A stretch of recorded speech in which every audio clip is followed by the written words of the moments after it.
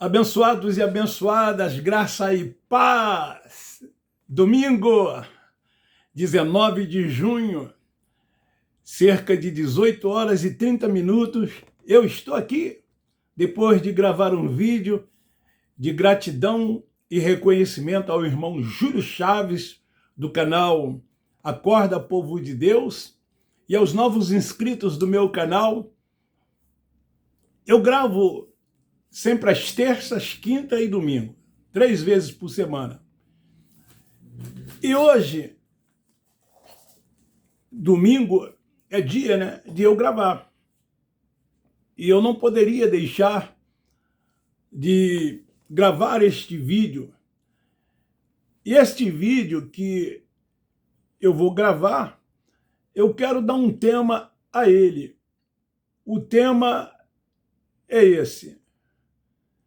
Tenho medo de deixar esses lugares por causa do devorador, do inferno e do diabo. Esse é o tema que eu vou trazer para a nossa reflexão, para a nossa meditação. É um tema, como muitos temas que eu trago, e outros pregadores da graça também trazem, polêmico. Quando eu digo polêmico, não para nós que temos a mente iluminada, não para nós que vivemos a liberdade do Evangelho da graça de Deus, não para nós que o véu não está mais sobre o nosso rosto, não para nós que temos, vamos dizer que não temos mais a mente atrofiada, para nós que não vivemos mais debaixo dos preceitos dos homens, dos rudimentos da lei de Moisés, cumprindo ritos, liturgias, nas práticas de cerimoniais. Então, quem na verdade pensa assim, quem na verdade diz assim, tenho medo de deixar esses lugares por causa do devorador, do inferno e do diabo.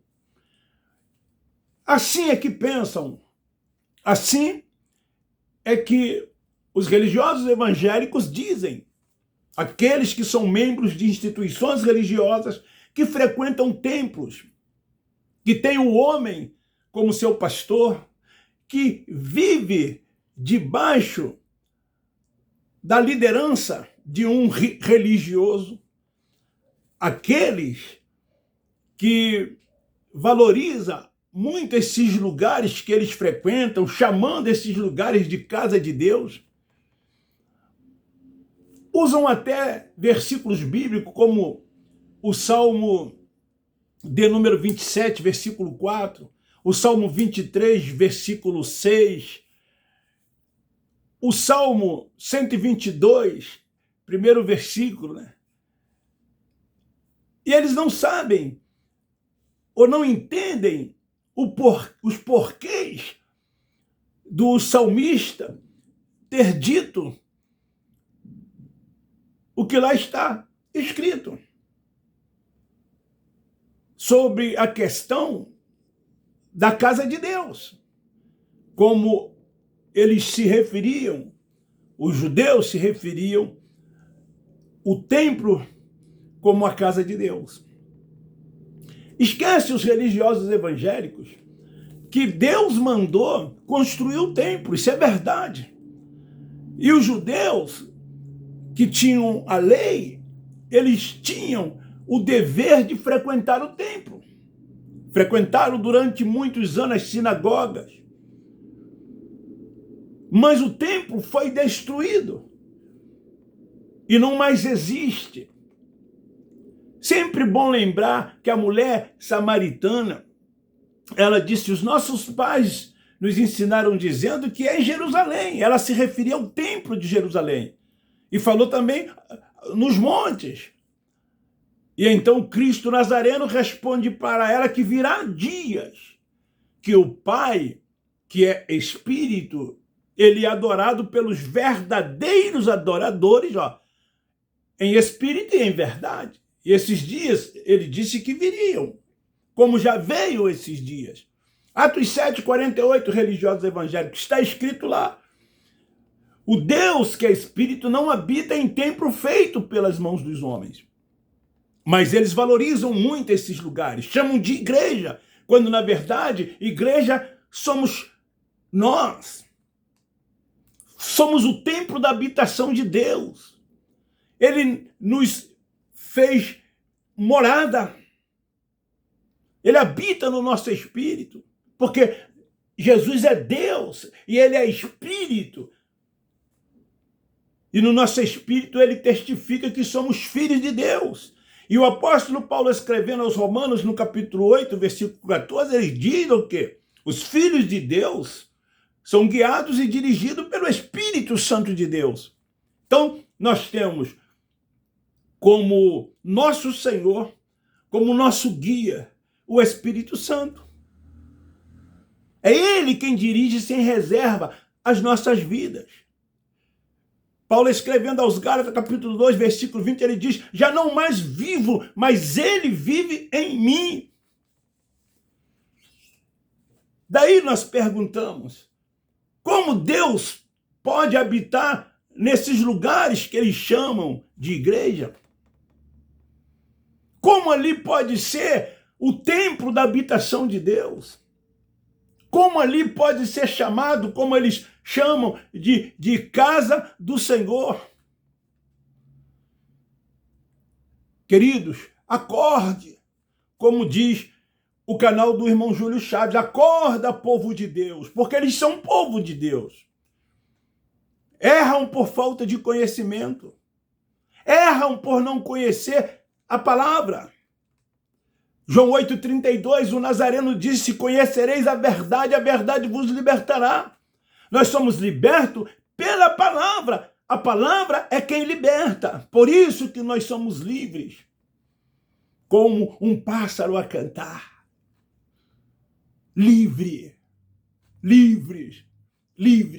reinando e triunfando em graça. Pensando nas coisas do alto, de cima, tomando posse de todas as sortes de bênção, assentado com ele nas regiões celestiais, crescendo na graça e no conhecimento, entendendo qual é a perfeita, boa e agradável vontade do Pai, o Pai dos Espíritos, que é o nosso Pai. Então, eles têm medo do devorador. Por isso que eles não deixam esses lugares. Porque os líderes religiosos ameaçam os incautos, dizendo que se eles não dizimarem, se eles não ofertarem, o devorador vai sobre a vida deles.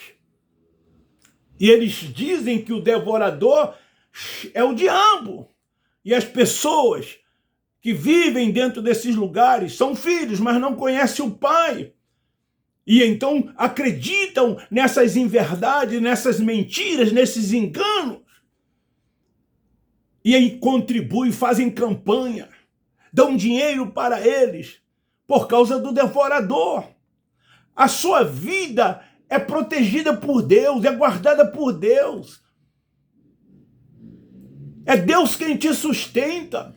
Ele não lhes deixa faltar nada.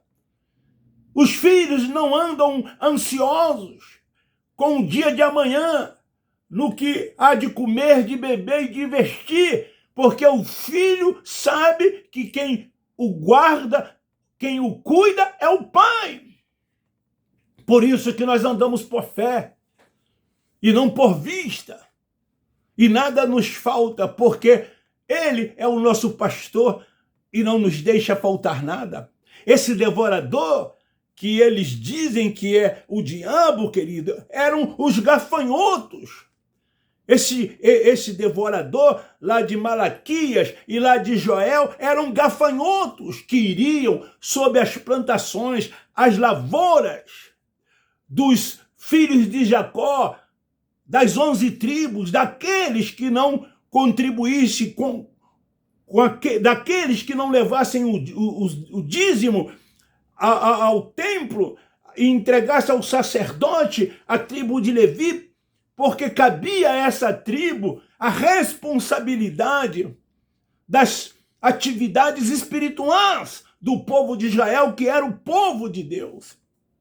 E aqueles que levassem, haveria fartura sobre as suas plantações, as suas terras, as suas lavouras. E os que não desse o dízimo sobre as suas lavouras, sobre a sua terra, os gafanhotos iriam fazer uma devassa. E eles dizem que o gafanhoto, o devorador, é o diabo. Por isso que eles não deixam esses lugares. Tem medo do devorador. Por que eles não deixam esses lugares? Porque eles têm medo do inferno. O inferno criado pela Igreja Católica Apostólica Romana como um lugar de tormento, como um lago de fogo. Porque está escrito lá em Apocalipse, salvo engano, capítulo 20, versículo 16 ou 21, 16. Não tem nada a ver com isso que eles dizem que é o inferno. Como eles também pegam vários versículos isolados de Mateus, Marcos, Lucas, que são livros históricos, para dizer que o inferno existe e que é um lago de fogo e que todos aqueles que rejeitarem a Cristo como Salvador irão perecer para sempre nesse lugar de tormento. Querido, inferno significa sepultura. No hebraico e no grego,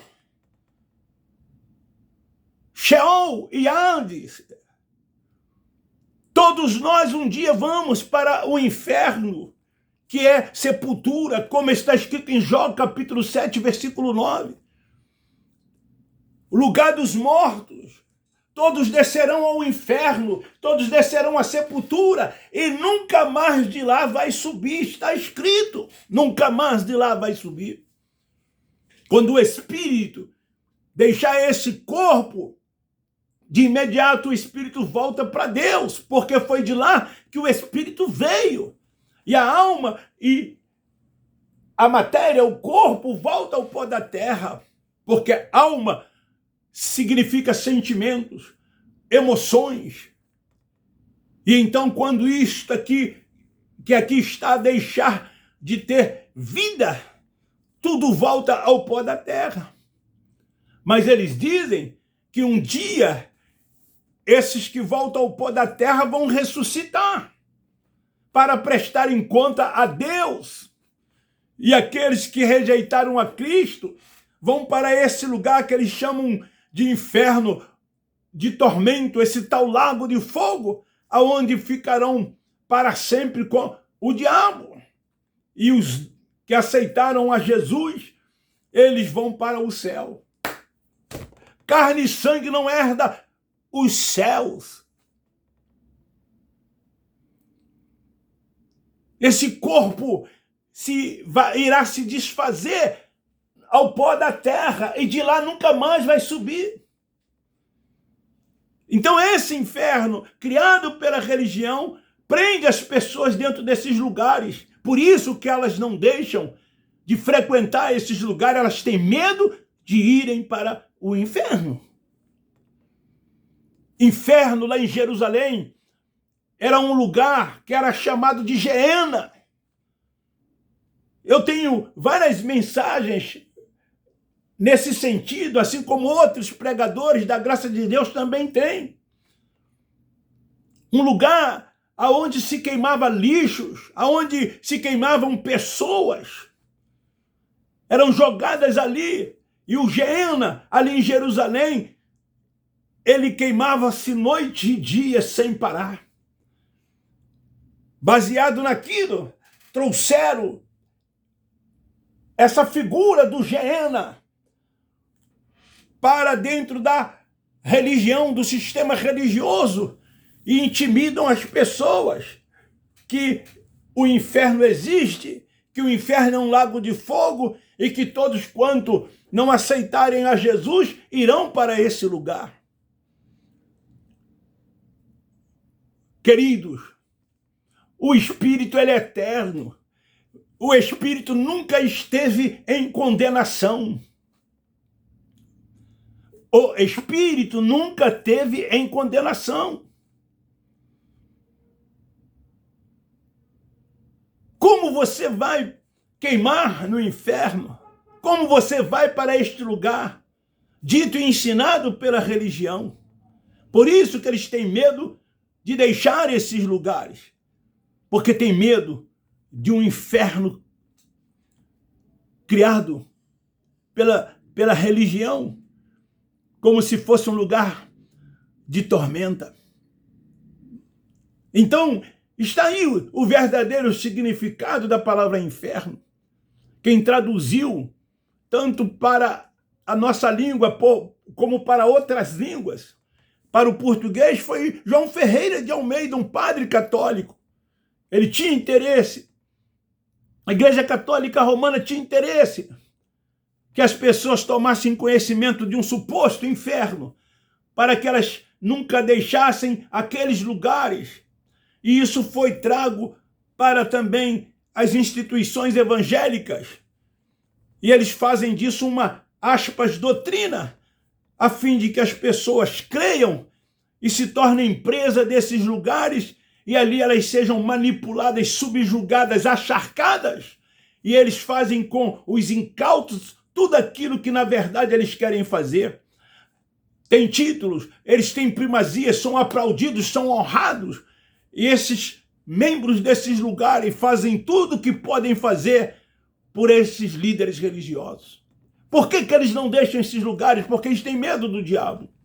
Um suposto diabo, criado pela religião, criado pela Igreja Católica Apostólica Romana, como se ele existisse. E eles procuram fundamentar, como um dia eu, após gravar um vídeo dizendo que o inferno, o diabo não existe, um abençoado do sistema religioso pegou um versículo lá de Mateus capítulo 4, na tentação de Jesus, e ele disse: como o diabo não existe se Jesus foi levado para o deserto pelo diabo para que ele fosse tentado?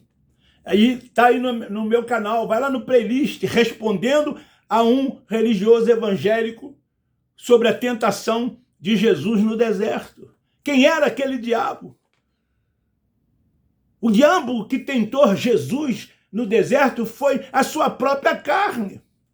A carne é o nosso diabo, é o nosso opositor. Foi a sua própria carne que o tentou. Como nós somos tentados sempre pela carne, que é o nosso diabo, que é aquilo que faz tudo o contrário à vontade do Pai, à vontade de Deus, à vontade do Espírito. Se o diabo existe, então Jesus tinha um diabo dentro do seu apostolado, dentre os 12 apóstolos, porque ele disse assim: um dentre vós é o diabo. Um dentre vós é o diabo. Afirmação do Cristo Nazareno.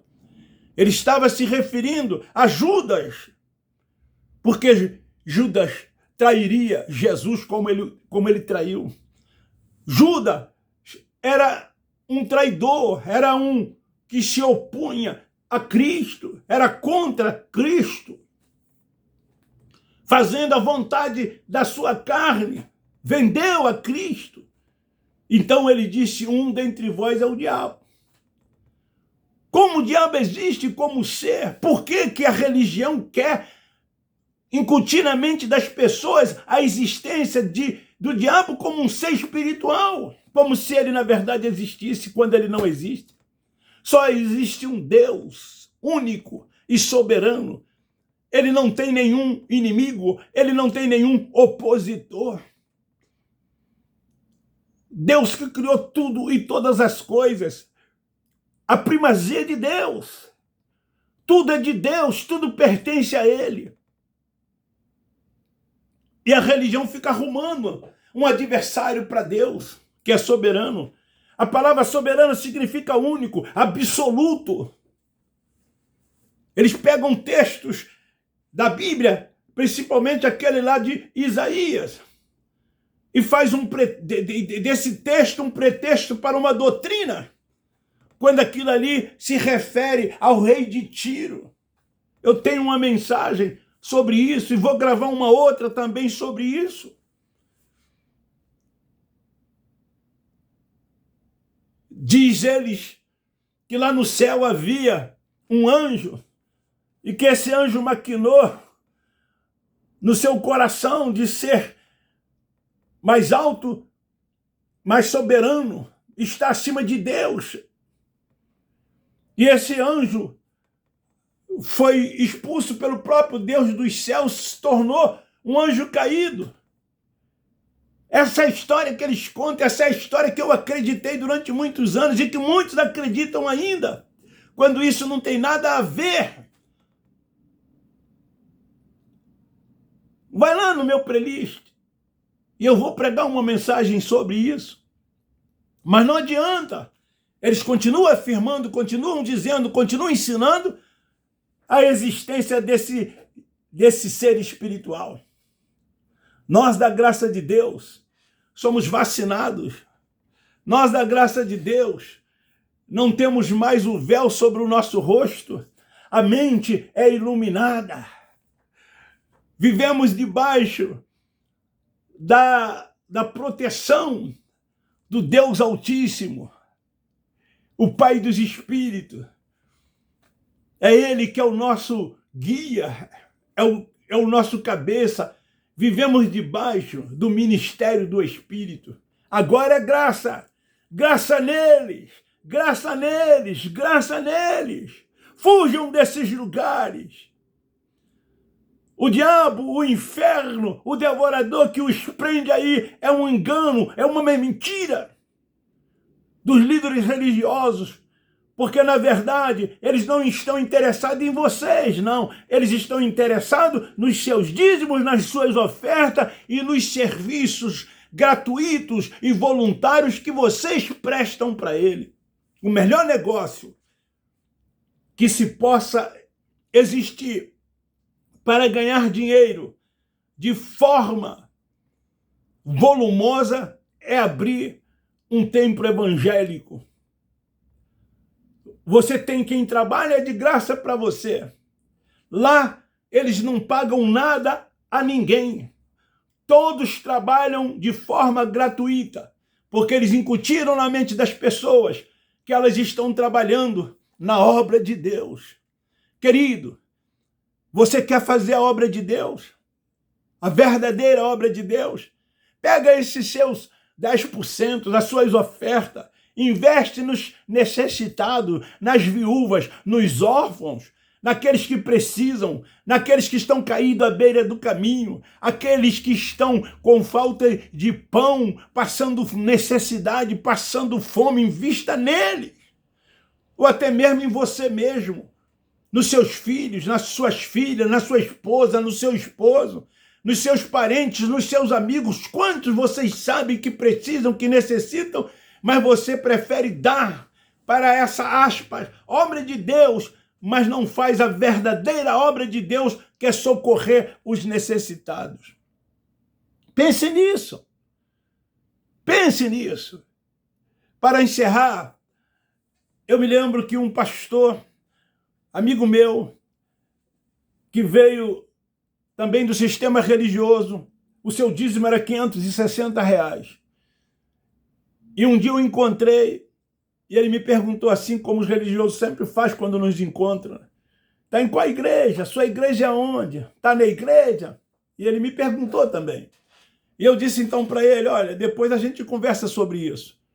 Dei meu número para ele e mandei que ele me ligasse ou entrasse no meu zap.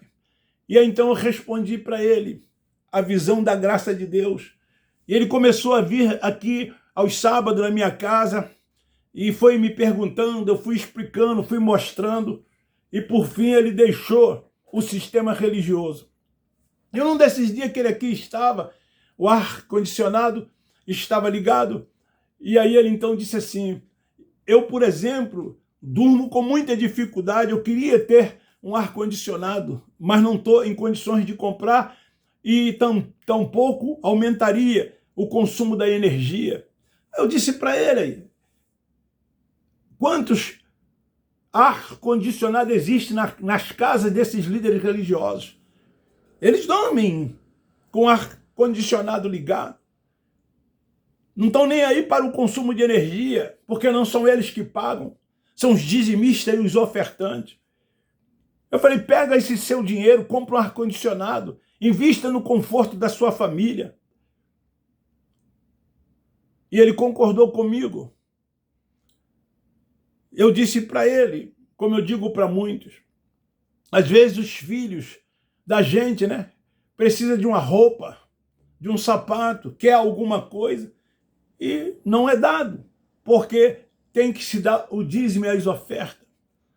Às vezes a esposa precisa de alguma coisa, a casa precisa de alguma coisa. Como eu disse, alguém que a gente conhece passa por necessidade e nós deixamos de ajudar e preferimos entregar os 10% para esses cães gulosos. Cães gulosos. Enquanto muitos padecem por necessidade. Querido, fica aí esta palavra. Não deixo esses lugares, porque tenho medo do devorador, do inferno e do diabo. Se você gostou desta palavra, dê um like ao assistir. Divulgue e compartilhe. Semeie esta pérola da graça de Deus. Como sempre digo, o meu intuito é que essas pessoas se libertem, é que essas pessoas deixam essas prisões, é que essas pessoas vivam como verdadeiros filhos de Deus, porque eles são filhos de Deus, apenas não enxergam isso. Que essas pessoas venham viver a plena liberdade do Evangelho da graça de Deus. Beijo no seu coração, um forte abraço. Muito obrigado. Graça e paz. Abba Pai, Abba Pai, Abba Pai. Amo todos vocês. Muito obrigado aos novos inscritos e aos demais inscritos.